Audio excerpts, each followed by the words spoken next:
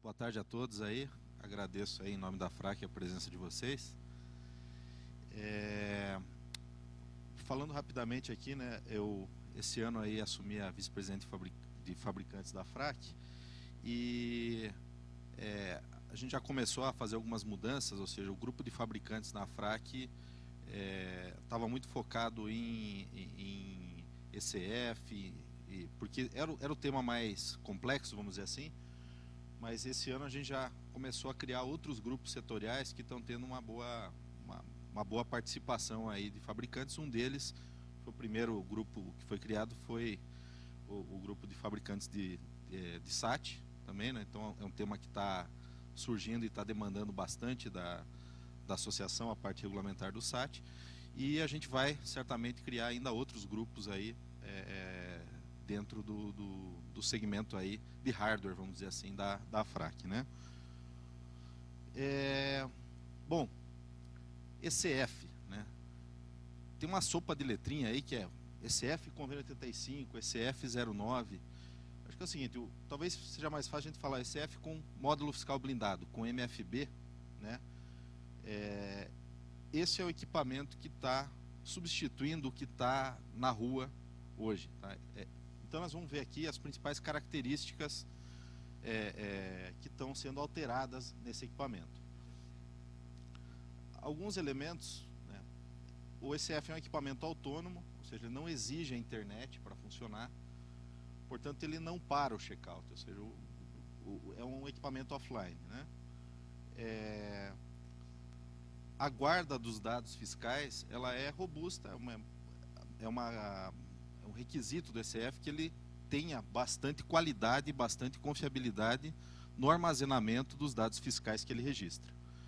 Isso, de alguma forma, desonera o contribuinte dessa preocupação da segurança dos dados fiscais.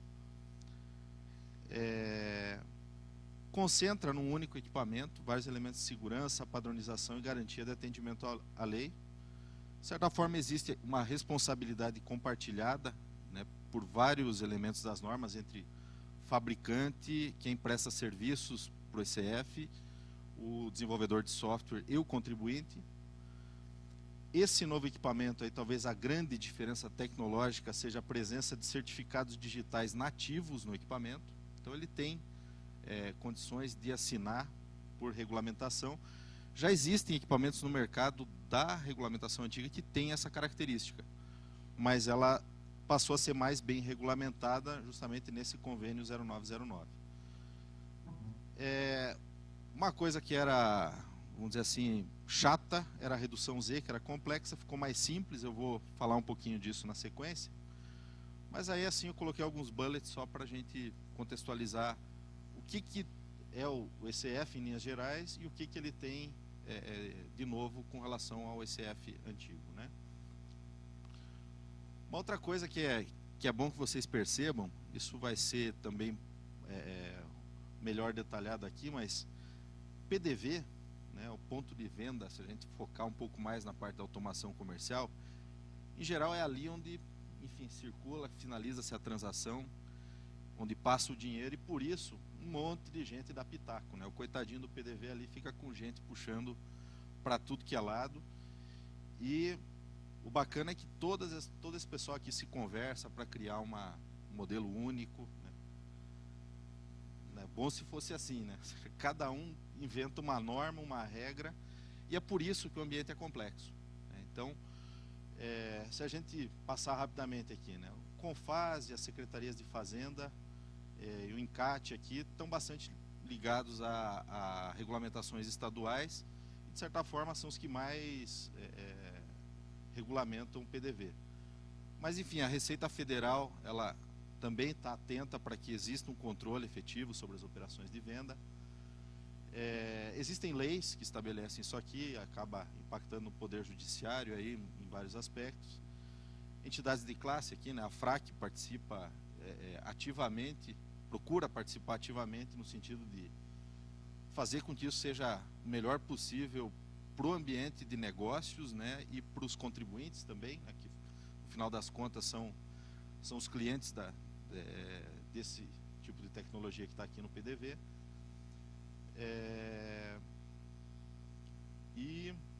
Bom, PROCON também tem relações de consumo aí que tem que ser preservadas, né? Então, soma-se tudo isso, ou seja, vira realmente um ambiente complexo. Ou seja, né, infelizmente, como eu falei no início, não existe, de certa forma, alguém que olha, não, vamos tentar juntar tudo para que fique bom no final das contas. É um pouco tumultuado, né? Bom, rapidamente aqui, se a gente pegar o começo aí do ponto de venda lá, tinha as máquinas registradoras. Quando começou a se regulamentar a parte do emissor de cupom fiscal, isso ocorreu em 1994, com equipamentos ainda matriciais, aqueles que tinham que guardar a segunda via. O ECF com memória de fita detalhe, ou seja, os térmicos que tem memória para guardar os documentos fiscais, surgiu por volta de 2004.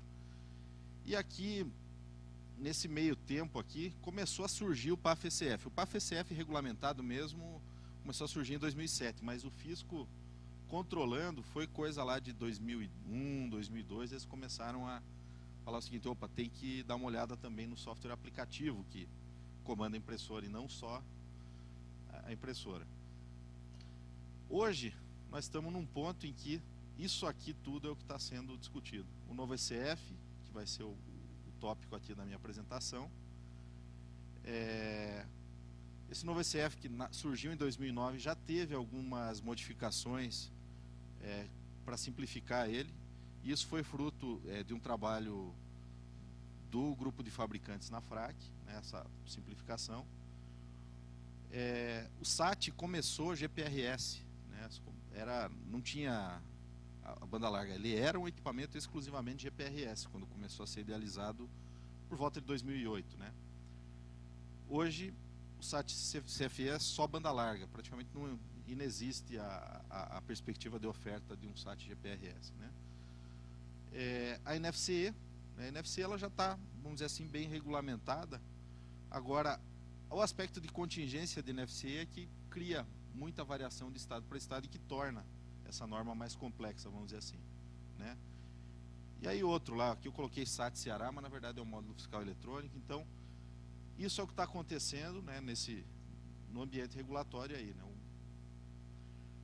Se a gente pensar, tentar tangibilizar um pouco o que isso significa, né, essas evoluções aí, no começo lá tinha a notinha fiscal manual, né, preenchimento manual aí. Depois, o primeiro ECF matricial lá, ele tinha que guardar todas as bobinas, mas o princípio do ECF era basicamente calcular aquele imposto que tinha que ser pago no final do dia e guardar numa memória fiscal para que tivesse a inviolabilidade desse dado.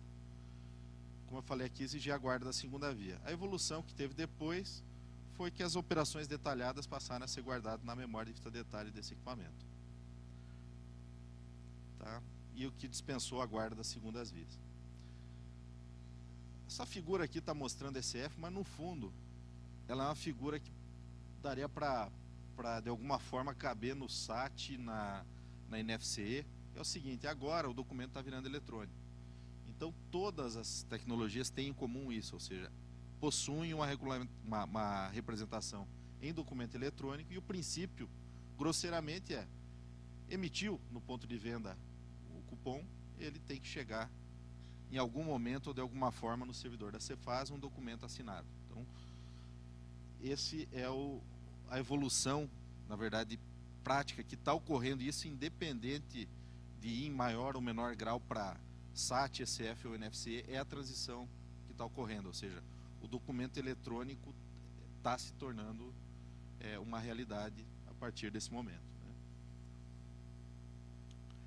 Com respeito ao ECF, especificamente, o ECF do Convênio 09 ele opera da mesma forma que o ECF atual, só que tem a capacidade de transmitir diretamente para o fisco os dados registrados, assinar esses documentos. Os cupons fiscais são assinados individualmente. Os arquivos extraídos do ECF têm validade jurídica. É dispensado o bitmap na redução Z. E com relação à etapa de serviço, ele não utiliza lacres físicos. Então, toda a etapa relacionada ao serviço de instalação do ECF novo, ela tem elementos nesse ECF novo que vão permitir a Cefaz adotar um processo de autorização muito menos burocrático que existe hoje. Obviamente, como ele está convivendo com o ECF atual, isso ainda não está tão perceptível. Bom, para dar para vocês aqui uma perspectiva de quanto tempo leva uma tecnologia para maturar, a gente vai colocar aqui o histórico, que ocorreu, né? Não quero dizer necessariamente que a coisa vá seguir esse fluxo, mas é importante entender essa história para saber para a gente até comparar com o que está acontecendo hoje. A regulamentação do ECF matricial ela ocorreu em 94. Só que entre o fisco ter idealizado, ter escrito uma norma e surgir oferta de produto no mercado, passaram-se cerca de 2 anos.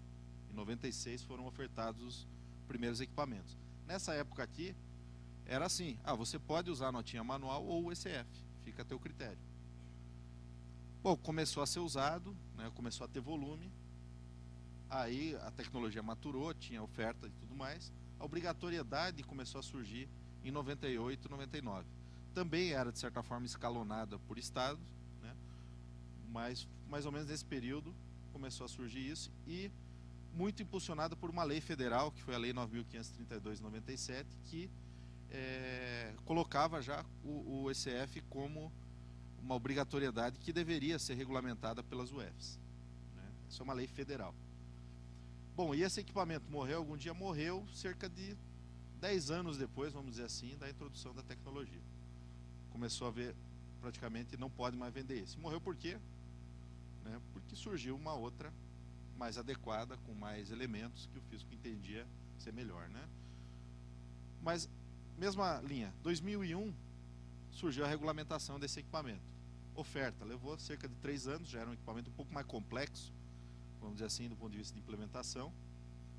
Também, mais ou menos uns 2 anos depois, começou a existir a obrigatoriedade de uso, né? E esse é o modelo que está vigente, ou seja, o equipamento que tem memória de fita detalhe, que guarda os documentos, mas que não assina e não transmite, né?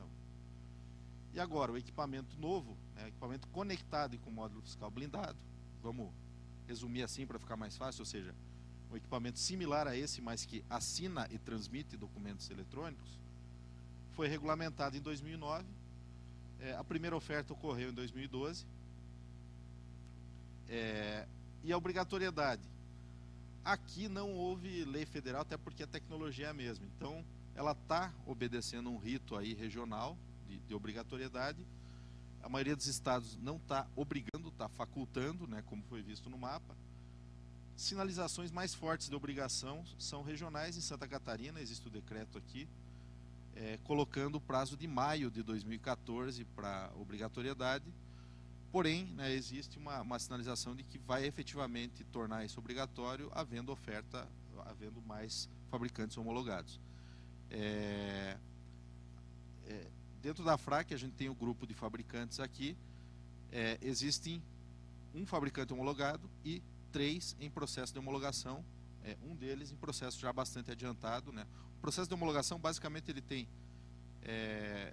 2 etapas principais. Uma é a homologação do hardware do equipamento, feito por institutos de pesquisa, universidades credenciados, e um seguinte, que é funcional, que são fiscais dos estados que avaliam a conformidade desse equipamento. Essa parte fiscal, ela é que normalmente é um pouco mais complexa e mais demorada, até por ser uma tecnologia nova, né? Tem levado em torno de 4 a 5 reuniões, o que dá uns 4 meses aí para ser concluído, né? Mas esse segundo fabricante já está num estado bem adiantado e existem mais 2 também em processo de homologação. A expectativa é quando, ou seja, entrar essa tecnologia, que haja um bloqueio em algum momento da comercialização do equipamento anterior. Esse bloqueio só foi sinalizado por Santa Catarina, como eu falei aqui, em maio de 2014. Do mesmo jeito que o Garbellini falou do SAT, ou seja, já dá para instalar esse tipo de equipamento? Sim, né? Aqui nós estamos falando da questão de obrigatoriedade. O Espírito Santo tomou uma medida um pouco fora do comum, que é o seguinte, só fabricantes que têm equipamentos em homologação no convênio 09 é que podem comercializar o do convênio 85. Entendeu o Estado do Espírito Santo que era uma forma de impulsionar a oferta. Bom, olhando um pouquinho aí a parte funcional, né? Alguns ciclos comuns no varejo: a venda e emissão de cupom fiscal. Quando passa no checkout ali, é impresso um cupomzinho, né? Não vai sofrer nenhuma alteração nesse CF novo com o MFB. São mesmos comandos, mesmos DLLs, um princípio é o mesmo. Agora, dentro do cupom ali tem uma informação adicional. É um código de busca. Esse código de busca, hoje, está regulamentado nesse formato aqui, mas já está praticamente aprovado aí uma regulamentação que é imprimir um código de barra lá, QR Code aqui, para facilitar o processo de captura. Bom, para que serve esse código de busca? Bom, já vou passar isso aí. Outro aspecto é a redução Z. A redução Z, ela sempre vai ter um tamanho mais ou menos dessa forma aqui. No equipamento anterior, esse bitmap aqui podia ser, entre aspas, aí, quilométrico, tem até 10 metros de comprimento, porque o físico exigia naquele equipamento que tivesse uma reprodução em papel de todos os equipamentos. Além de estar na memória, tinha que ter uma reprodução em papel. Então isso aqui caiu no ECF novo, porque uma vez que tem a conectividade e capacidade de emitir o documento eletrônico e guardar na Cefaz, era muita redundância, né? Ter 3 redundâncias para a mesma informação já era um pouco demais. Ok? Bom, ainda dentro de operações comuns no varejo, uma coisa que até vai ser explorada com mais detalhe pelo representante da Sescom, mas eu vou dar uma vislumbrada geral aqui, é o seguinte. Ora, o que é a escrituração fiscal geral? Por que ciclos ela passa? Primeiro é vender no ponto de venda. Aqui você tem basicamente uma base de dados de mercadorias vendidas, que é resultado dessa operação. Agora isso aí, se tiver múltiplos checkouts, tal, vai para uma retaguarda. Imagina uma loja grande que tem até várias lojas, né? Chega aqui e daí tem um sistema de escrituração fiscal maior que vai consolidar essas informações de entrada de mercadorias, devoluções, uma série de coisas aí. Isso é o que está dentro do SPED. E daí do SPED tem que ser enviado para a base de dados da Cefaz. Existe uma perspectiva que essa operação, que é complexa, burocrática, sujeita a erros, fique de alguma forma simplificada pelo fato do cupom fiscal eletrônico poder ser emitido para a Cefaz. Isso é uma perspectiva, por quê? Porque os controles, o SPED, vamos dizer assim, tinha o SPED para você escriturar o cupom fiscal, o jeito de você escriturar o cupom fiscal dentro do SPED. Surgiu a forma de escriturar a nota fiscal eletrônica, o SAT, dentro do SPED. Então, na verdade, essa obrigação acessória, ela não mudou muito. Ou seja, você tem que mandar uma informação complementar. Para empresas mais simples, tem-se a perspectiva de que o simples envio do documento eletrônico possa acabar sendo a obrigação fiscal. Só que isso está muito no discurso. Na prática, não tem nenhuma legislação que realmente demonstre que está se indo nesse sentido. Tá? Então, o que eu falei aqui foi o seguinte, que pode no futuro vir a ficar simples, ou seja, basta emitir o cupom fiscal, ele vai para a Cefaz e a obrigação acessória ficou muito mais simples. Eu falei, eu tenho cá minhas dúvidas porque tem muita coisa a mais no sistema geral de escrituração fiscal do que somente a emissão do documento no ponto de venda, né? Outro aspecto passar muito rápido isso aqui, com relação à segurança.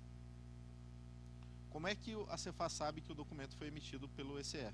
Justamente pelo fato de cada ECF ter uma assinatura digital individual e ter um certificado, né, equivalente a um certificado digital com isso, e qualquer documento emitido pelo ECF pode ser validado antes de ser encarado como verdadeiro, né? Então, se alguém tentar botar um documento falso na Cefaz ali, isso vai ser rechaçado, e o princípio é o mesmo nas três tecnologias para facilitar esse rechaço.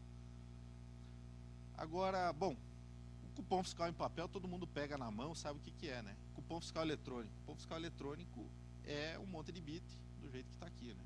Então, o que tem de diferente nesse monte de bit? As mesmas informações que você encontra aqui, quem emitiu, tal, estão em algum tag presente aqui dentro.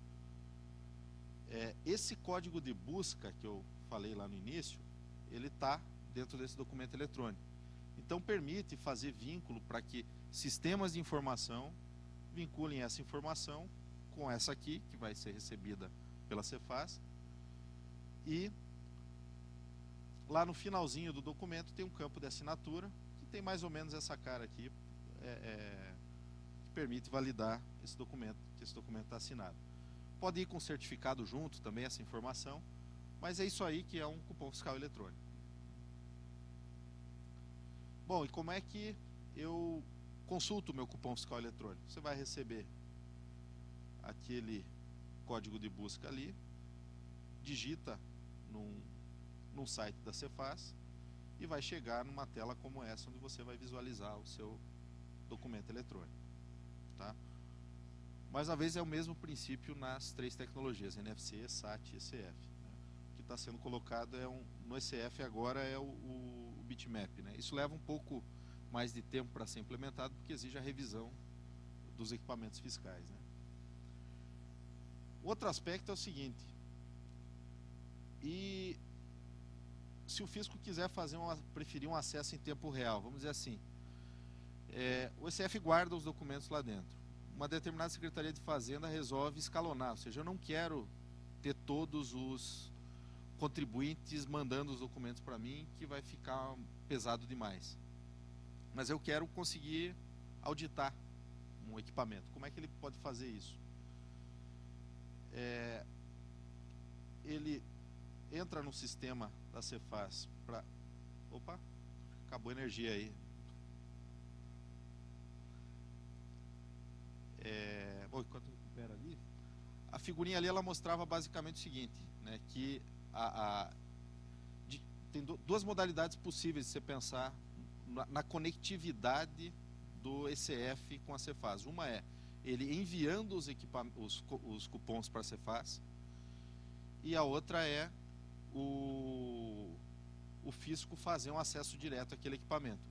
Isso aí significa que o fisco não precisaria guardar os documentos e poderia fazer a consulta quando ele fosse adequado.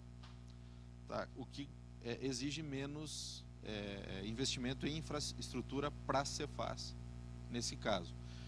Bom, alguns diferenciais aí também são o que levam por que uma Cefaz está mais interessada em fazer com cupom fiscal eletrônica, outra com ECF, porque existem algumas diferenças entre as tecnologias, e aí, conforme cada Cefaz, isso é mais ou menos relevante. Isso aqui basicamente é o seguinte: isso que eu estava falando, ou seja, em vez de ter o dado na Cefaz, um auditor fiscal pode, o auditor fiscal e até o próprio contribuinte pode acessar remotamente o equipamento, dependendo da existência desse serviço aqui, para que possa capturar, por exemplo, uma leitura X, algum documento do equipamento aqui de forma remota, sem interferir em nada a operação no checkout. Bom, rapidamente aqui, só para tangibilizar alguns elementos aí, para ficar mais fácil de entender, o que é um módulo fiscal blindado, né? Eu não vou entrar no detalhe do diagrama esquemático do que tem lá dentro, mas é uma caixinha como essa aqui, que está acoplada na impressora. E o que tem lá dentro, basicamente? A memória, ou seja, a memória fiscal de fita detalhe, ou seja, os dados fiscais armazenados, chaves criptográficas, e todo o processamento fiscal do equipamento fica, de certa forma, à prova de intruso. Né? Um aspecto importante é que, eu falei que tinha simplificações, muito importante é que a legislação evoluiu e atualmente permite a reindustrialização desse módulo. Tá? Isso implica numa alteração das chaves criptográficas, porque se você reindustrializar e abrir, ele vai perder, mas é possível, digamos assim, no começo se falava, não, se perder isso aqui, perdeu o equipamento. já não é mais tão verdade isso, ou seja, é possível fazer alguma manutenção. Na verdade, seria como se houvesse uma, entre aspas, troca de certificado digital. A vida útil da memória de fita detalhe também, como as memórias são mais novas, elas estão permitindo armazenar mais tempo. Tipicamente, a gente pode dizer que isso vale 10 anos, então é importante pensar, ou seja, um ECF é um bem que tem uma perspectiva de durar 10 anos no checkout. E todo cálculo de TCO aí é importante fazer isso. E outro muito importante é o seguinte: é um backup bastante confiável dos dados fiscais, ou seja, se é bom o sistema guardar os documentos na retaguarda, tal, mas enfim, nada disso é a prova de fogo, de vírus, de outras coisas. Bom, fogo nem o ECF mas você tem a condição de, perdeu tudo, vai nessa caixinha aqui, você tem os dados ali armazenados. Conexão, que era serial nos equipamentos antigos, foi para USB. A conexão para a internet, sempre vai existir uma conexão à internet. A legislação permite outras modalidades também. Quer fazer um backup dos dados fiscais, espeta um pendrive aqui, ele vai capturar todo o conteúdo das memórias. Então é bastante rápido e fácil o processo de captura dos dados que estão armazenados.